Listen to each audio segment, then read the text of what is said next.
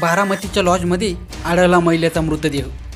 बारामती शहरातील सिनेमा रस्त्यावरील एका प्रसिद्ध लॉजमध्ये महिलेचा मृतदेह आढळल्याने खळबळ उडाली आहे।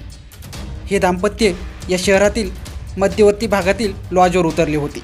काल सायंकाळी पती लॉजमधून बाहेर पडला, परंतु पत्नी आतच होती। लॉजच्या कर्मचाऱ्यांना या महिलेचा खून झाल्याचे समजले। त्यांना हे समजल्यानंतर त्यांनी पोलिसांना पाचारण केले। या महिलेचा खून तिच्या पतीनेच केल्याचे प्राथमिक तपासात उघडकीस आले होते। दरम्यान या पतीने त्याच्या पत्नीचा खून का केला हे अद्याप समोर आलेले नाही। बारामतीतील सिनेमा रस्त्यावरील एका प्रसिद्ध लॉजवर एका दाम्पत्याने काल रूम बुक केली होती। त्यानंतर सायंकाळी पती बाहेर पडला।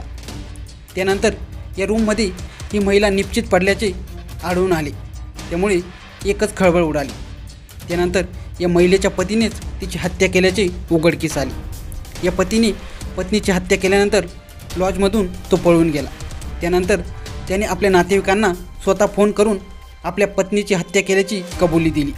हे दाम्पत्य दौंड तालुक्यातील असल्याची प्राथमिक माहिती आहे। ही माहिती नातेवाईकांना कळाल्यानंतर त्यांनी बारामतीतील या लॉजचा शोध घेतला। त्यानंतर ही घटना उघडकीस आली। दरम्यान पतीनेच पत्नीची हत्या केल्याचे समोर आले आहे। या घटनेनंतर बारामती शहरात एकच खळबळ उडाली। घटनास्थळी पोलीस दाखल झाले। नेमके कोणत्या कारणावरून ही हत्या झाली याचा तपास पोलीस करत आहेत।